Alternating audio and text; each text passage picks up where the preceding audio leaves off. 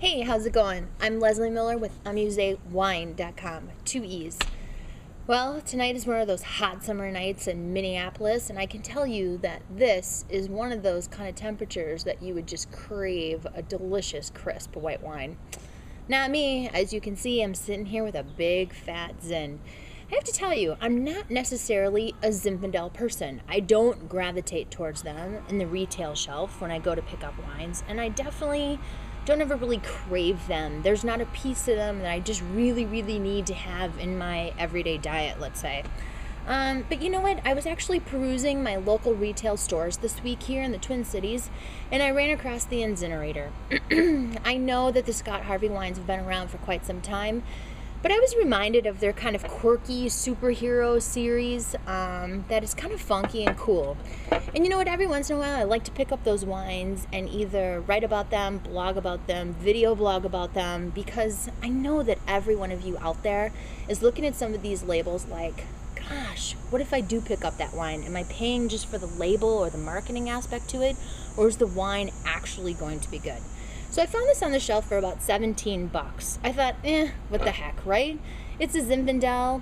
The really cool thing about it, though, that really did kind of catch my eye is that the fact that it's 13.5%. Now, Zinfandels in California, you will find them upwards of, oh my gosh, I've seen them like 16.5%, which can be almost really put into the fortified category. Not this little baby, which is kind of one of the reasons why I picked it up. What's interesting about this also is that tonight I actually paired it up to my to-go green curry. It's a beef green curry that I dug out of the fridge, and I just gotten home from work, so I thought, I know all the rules, I'm throwing them out the door. Something spicy, I need to pair up something crisp, white, and sweet to it. If you've seen some of my other blogs, you know that I love Riesling and Gewürztraminer with spicy Thai food. But this sweet green curry has kind of a mild note to it. And the beef to it gives it a little bit of this nice little earthy element. So I kind of thought, well, what the heck, why not? And you know what? I was really surprised. I tried the pairing, and it kind of blew me away. And I think what it was is the fact that this Zinfandel has that kind of creamy raspberry note to it. It almost tastes like chocolate-covered raspberries. I mean, like you just dip the entire bush right into a chocolate fountain.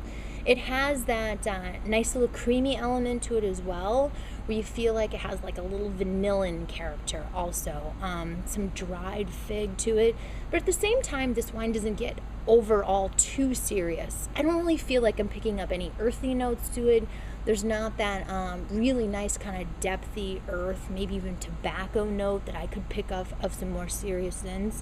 But at the same time, I paid 17 bucks for it. I'm pretty darn happy. Surprisingly, though, I did pair it up with that curry. And it just goes to prove that when you think about really the elements to your food, the sweet characteristics to the green curry, and that little teeny tiny bit of that earthy element, it did go along with this Zinfandel. And again, at 13.5, the Zinfandel did not light my head on fire, which is really important. I hate feeling like I'm going to take a nap after my first course, if you know what I mean.